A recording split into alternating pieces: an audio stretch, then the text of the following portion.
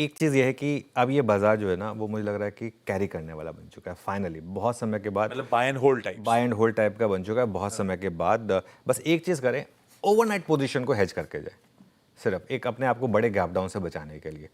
Maximum क्या होगा, अगले दिन सुबह आप उठेंगे, वो अगर आपने जो पुट लिया होगा वो, अगर मार्केट जैसे आज फ्लैट खुल रहा है तो आपको almost no profit no loss या हल्के से लॉस पे निकलना पड़ेगा उस हेज से, लेकिन वो ओवरनाइट के लिए ज़रूरी है। अच्छा, एक और चीज़ आई, पहले सोर्स बेस्ड न्यूज़ आई थी कि ट्रंप ने यूरोपियन यूनियन को बोला कि आप इंडिया पे टैरिफ लगाएं।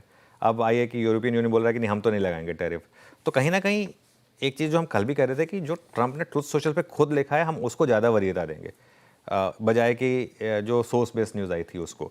तो हो सकता है कि ट्रंप ने कभी कहा ही ना हो यूरोपियन यूनियन से कि आप टैरिफ लगाएं, और अब अगर वो दोस्ती का हाथ 2 बार बढ़ा चुके हैं तो मुझे नहीं लगता कि अब वो इतनी जल्दी कोई ऐसा कदम उठाएंगे जिससे उसके किराए पे पानी फिरेगा। तो ये भी आई थिंक लोगों को सोचना चाहिए। तो इस मार्केट में अब ना मुझे लग रहा है कि आपको ट्रेलिंग स्टॉप लॉस ही बाहर निकालेगा, और पहले सपोर्ट के पास किसी भी गिरावट में जो है आपको बाइंग करनी चाहिए। और जो स्ट्रॉन्ग सेक्टर्स हैं उनमें जो टेलविंड वाले शेयर्स हैं उन पर आप फोकस करें। देखिए, गैप अप के बाद भी स्टॉक चल रहे हैं। इसका सबसे बड़ा एग्जांपल था हमारा कल का बिग स्टॉक OFSS। 4% ऊपर खुला, 10% ऊपर जाकर इंट्राडे में वो स्टॉक बंद हुआ था।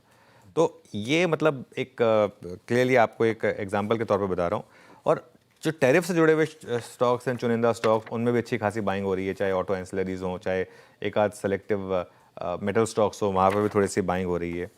अगर ट्रेड डील हो गई, ट्रेड डील की शुरुआत मेरे ख्याल से होगी एक दिन ट्रंप साहब अनाउंस करेंगे सुबह सुबह उठ के कि हम वो 25% एक्स्ट्रा टैरिफ हटा रहे हैं क्योंकि हमको वो ट्रेड डील करनी है। तो उससे मुझे लग रहा है कि एक फिलिप मिलेगा, और उसके बाद अगर वो ट्रेड डील हो गई तो शायद ऑल टाइम हाई लगे। इन्वेस्टिंग की अप्रोच तो मेरी जो पिछले 6 साल से वही है, हर डिक्लाइन में Nifty, bank Nifty, Nifty junior, इनके ETF को बाय करें और कुछ करने की आपको ज़रूरत नहीं है, उसी से बड़ा पैसा बन जाता है। बिल्कुल।